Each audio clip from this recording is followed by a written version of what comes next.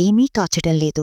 నీవు నా దగ్గర లేకుండా, నీ చిరునవ్వులు నా కళ్ళాన్ని వెలిగించకుండా, నాకోత్సాహమిచ్చే మాటలు వినకుండా, ఇట్లా బతకడం ఎందుకా అనుకుంటాను.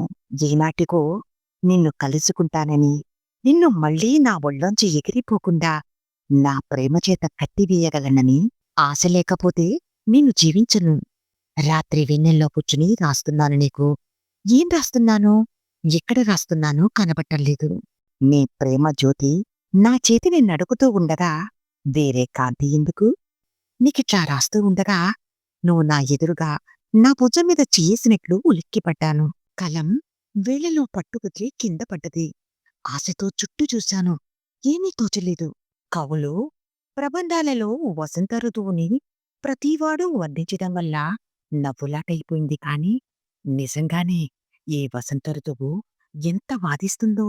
నువ్వంటే ఇంత పిచ్చితో ఎట్లా బతకను?